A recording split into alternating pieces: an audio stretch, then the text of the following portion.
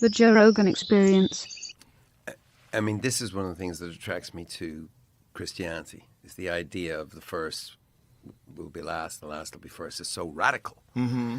And it's literally the opposite of the survival of the fittest. Right. But America, why I love America is it has, I mean, the British Empire bullied it. And it stood up. We were coming here, I was asking someone in the car about the Declaration of Independence and how many Irish signatures there were, or wasn't that many, I can't remember what they were. But they were all committing treason. Mm-hmm. They were putting their lives, they were pledging their lives, their fortune, and their sacred honor. So America, the very essence of America, is this idea of sticking it to the bully. Yeah. And I know America can be a bully. We have our moments and all that, but it's the essence of who you are. And it happened again with the geezer with the tash. The geezer with the tash. That's a great way of calling Hitler. But yeah, you weren't having it, right? And I, and I as an activist, which we can talk about later, but I remember going to, it's only a few hours from here, but I was in Lincoln, Nebraska, and Warren Buffett came to one of it's called Heart of America tour. We were raising awareness on this pandemic, this AIDS pandemic that had killed just, 30 million people at this point, and why might America be interested? And I'm very Irish and very given it a lot of that. And afterwards I ask the sage of Omaha for any advice. And he gives me two pieces of advice, but the one was don't ask people to do something simple because they won't trust you. He said ask them to do something complicated. What did he mean by that? Well, he said, what are you asking people to do here? And I said, well, I'm asking them we're asking them, the one campaign, we're asking them to send a note to their local congressperson. He said, no, don't do that. Too simple. Make them do something more difficult and they'll trust you. Maybe 10 postcards. It's harder to do. And I was like, okay.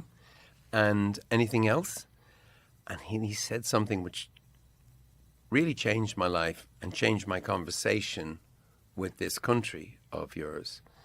He said, don't appeal to the conscience of America. Don't do that. Appeal to the greatness of America. Ooh. And you'll get the job done. Americans want to be great. That is true. I think it is true. And because Ireland, we work with guilt. You can guilt people. Right. There's a lot of countries, you can work them just, Yeah. But Americans, not.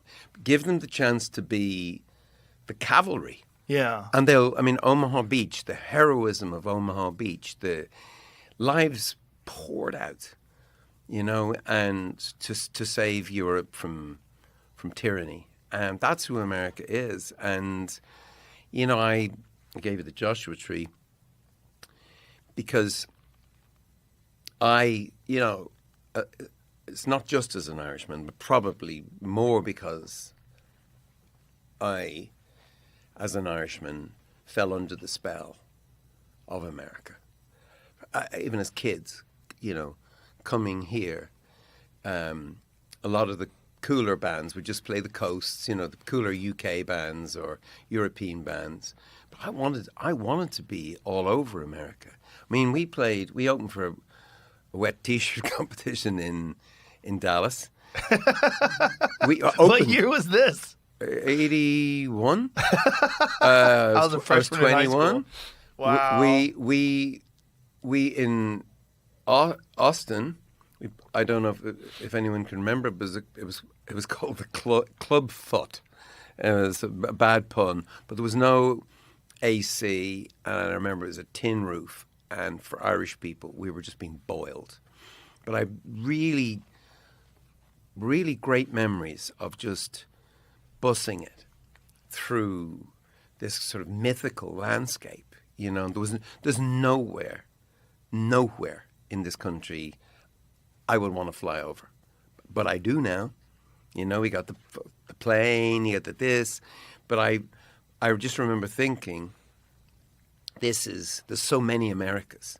Yes. But the mythology of America, I was reading, you know, Sam Shepard. I was reading, you know, On the Road. I was reading, you know, all these great writers and just opening up my imagination. That's where the Joshua Tree came from. And yeah, it's a mythology that then, can you imagine, I get to discover that in my case, it's not just a mythology. I was part of something that was extraordinary. So, former governor of Texas,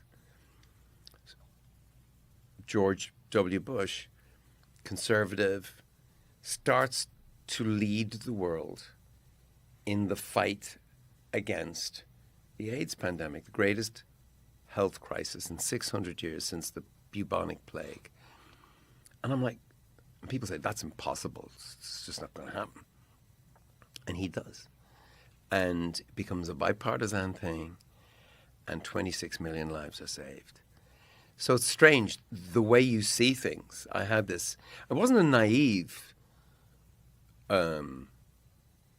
sense of America, but it was a sense that everything could be possible here. That it was somehow the landscape of America was a little more magical than everywhere else, and it wasn't just a country, America. It was an idea. Yes. Yeah. At its greatest, that is Yeah. what America is.